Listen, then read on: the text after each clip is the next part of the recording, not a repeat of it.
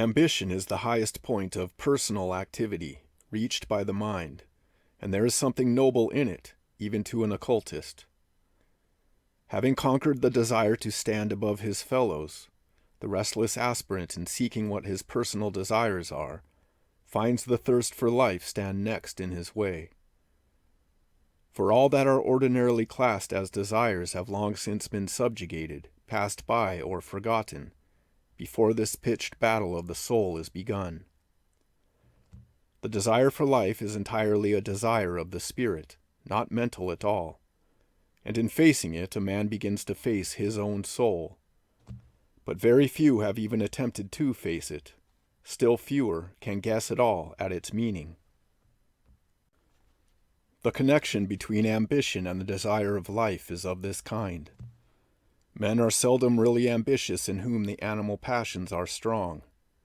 What is taken for ambition in men of powerful physique is even more often merely the exercise of great energy in order to obtain full gratification of all physical desires. Ambition pure and simple is the struggle of the mind upwards, the exercise of a native intellectual force which lifts a man altogether above his peers. To rise, to be preeminent in some special manner, in some department of art, science, or thought, is the keenest longing of delicate and highly tuned minds. It is quite a different thing from the thirst for knowledge which makes of a man a student always, a learner to the end, however great he may become. Ambition is born of no love for anything for its own sake, but purely for the sake of one's self.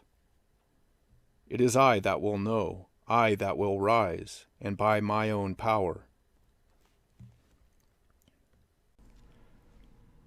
The place-seeking for which the word was originally used differs in degree, not in kind, from that more abstract meaning now generally attached to it.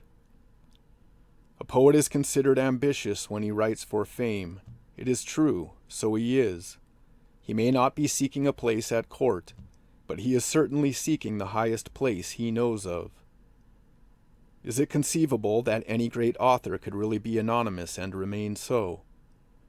The human mind revolts against the theory of the Baconian authorship of Shakespeare's works, not only because it deprives the world of a splendid figure, but also because it makes of Bacon a monster, unlike all other human beings. To the ordinary intelligence it is inconceivable that a man should hide his light in this purposeless manner.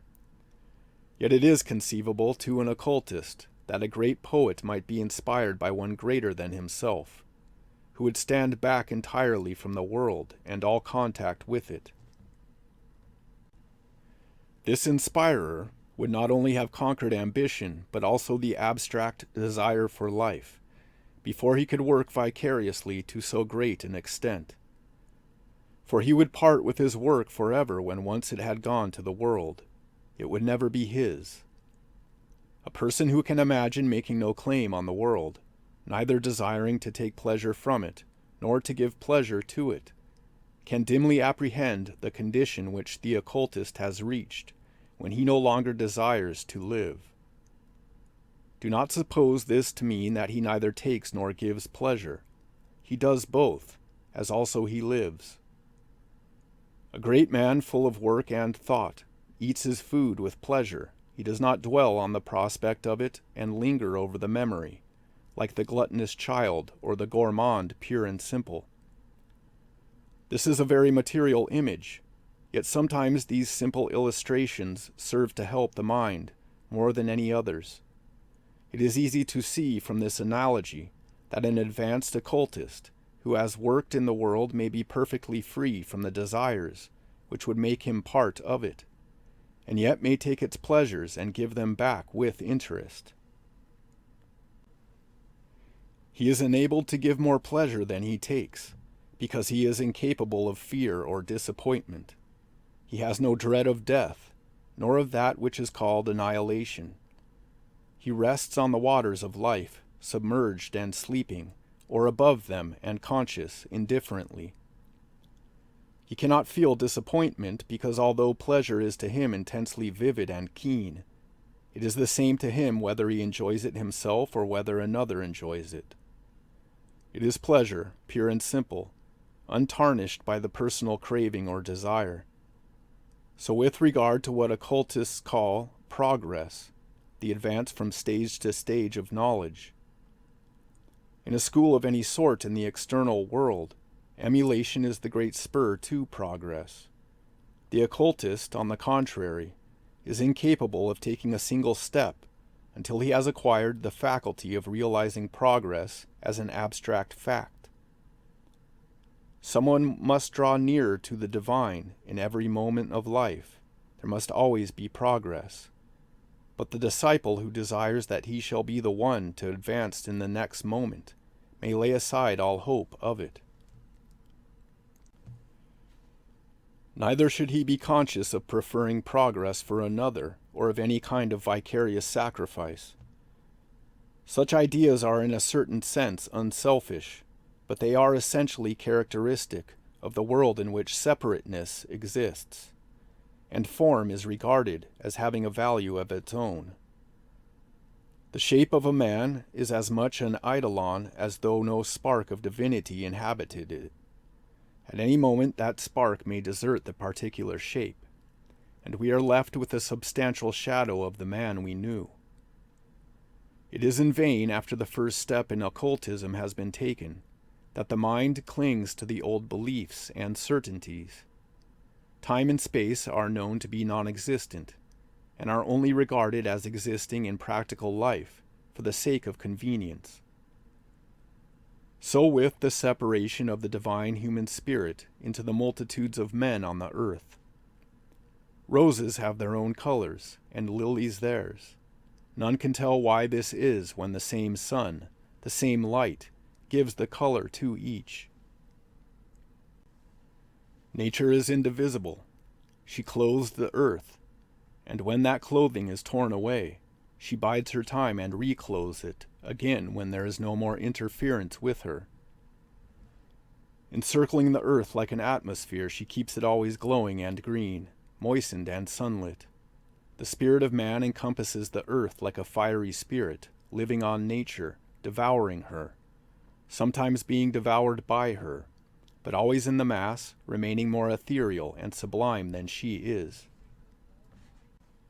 In the individual, man is conscious of the vast superiority of nature, but when once he becomes conscious that he is part of an indivisible and indestructible whole, he knows also that the whole of which he is part stands above nature. The sky is a terrible sight to a man who is just selfless enough to be aware of his own littleness and unimportance as an individual. It almost crushes him. But let him once touch on the power which comes from knowing himself as part of the human spirit, and nothing can crush him by its greatness. For if the wheels of the chariot of the enemy pass over his body, he forgets that it is his body, and rises again to fight among the crowd of his own army. Comfort, in the language used by occultists, is a very comprehensive word. It is perfectly useless for a neophyte to practice discomfort or asceticism, as do religious fanatics. He may come to prefer deprivation in the end, and then it has become his comfort. Homelessness is a condition to which the religious Brahmin pledges himself, and in the external religion he is considered to fulfill this pledge if he leaves wife and child, and becomes a begging wanderer, with no shelter of his own to return to. But all external forms of religion are forms of comfort, and men take vows of abstinence in the same spirit that they take pledges of boon companionship. The difference between these two sides of life is only apparent, but the homelessness which is demanded of the neophyte is a much more vital thing than this. It demands the surrender from him of choice or desire. Dwelling with wife and child under the shelter of a familiar roof tree, and fulfilling the duties of citizenship, the neophyte may be far more homeless in the esoteric sense than when he is a wanderer or an outcast. The first lesson in practical occultism usually given to a pledged disciple is that of fulfilling the duties immediately to hand with the same subtle mixture of enthusiasm and indifference as the neophyte would imagine himself to feel when he had grown to the size of a ruler of worlds and a designer of destinies. This rule is to be found in the Gospels and in the Bhagavad Gita. The immediate work, whatever it may be, has the abstract claim of duty, and its relative importance or non-importance is not to be considered at all. This law can never be obeyed until all desire of comfort is forever destroyed. The ceaseless assertions and reassertions of the personal self must be left behind forever.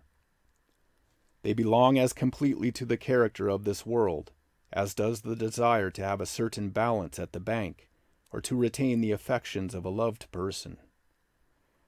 They are equally subject to the change which is characteristic of this world. Indeed, they are even more so, for that the neophyte does by becoming a neophyte is simply to enter a forcing house. Change, disillusionment, disheartenment, despair will crowd upon him by invitation, for his wish is to learn his lessons quickly. And as he turns these evils out, they will probably be replaced by others worse than themselves. A passionate longing for a separate life, for sensation, for the consciousness of growth in his own self, will rush in upon him and sweep over the frail barriers which he has raised. And no such barriers as asceticism, as renunciation, nothing indeed which is negative, will stand for a single moment against this powerful tide of feeling. The only barrier is built up of new desires, for it is perfectly useless for the neophyte to imagine he can get beyond the region of desires. He cannot. He is still a man. Nature must bring forth flowers while she is still nature, and the human spirit would lose its hold on this form of existence altogether did it not continue to desire. The individual man cannot wrench himself instantly out of that life of which he is an essential part. He can only change his position in it. The man whose intellectual life dominates his animal life changes his position, but he is still in the dominion of desire. The disciple who believes it possible to become selfless in a single effort will find himself flung into a bottomless pit as the consequence of his rash endeavor. Seize upon a new order of desires, purer, wider, nobler, and so plant your foot upon the ladder firmly. It is only on the last and topmost rung of the ladder, at the very entrance upon divine or Mahatmic life, that it is possible to hold fast to that which has neither substance nor existence. Study and seize hold of the new desires before you have thrust out the old ones. Otherwise in the storm you will be lost. Man while he is man has substance, and needs some step to stand on, some idea to cling to. But let it be the least possible. Learn as the acrobat learns, slowly and with care, to become more independent. Before you attempt to cast out the devil of ambition, the desire of something however fine and elevated outside of yourself, seize on the desire to find the light of the world within yourself. Before you attempt to cast out the desire of conscious life, learn to look to the unattainable, or in other language, to that which you know you can only reach in unconsciousness. In knowing that your aim is of this lofty character, that it will never bring conscious success, never bring comfort to you, that it will never carry you, in your own temporary personal self, to any haven of rest or place of agreeable activity, you cut away all the force and power of the desires of the lower astral nature. For what avail is it when these facts have been once realized, to desire separateness, sensation, or growth? The armor of the warrior who rises to fight for you in the battle depicted in the second part of Light on the Path is like the shirt of the happy man in the old story. The king was to be cured of all his ills by sleeping in this shirt, but when the one happy man in his kingdom was found, he was a beggar without care, without anxiety, and shirtless. So with the divine warrior. None can take his armor and use it, for he has none. The king could never find happiness like that of the careless beggar. The man of the world, however fine and cultivated he may be, is hampered by 1,000 thoughts and feelings which have to be cast aside before he can even stand on the threshold of occultism. And be it observed, he is chiefly handicapped by the armor he wears, which isolates him. He has personal pride, personal respect. These things must die out as the personality recedes. The process described in the first part of Light on the Path is one which takes off that shell or armor and casts it aside forever. Then the warrior arises, armorless, defenseless, offenseless, identified with the afflictors and the afflicted, the angered and the one that angers, fighting not on any side, but for the divine, the highest in all.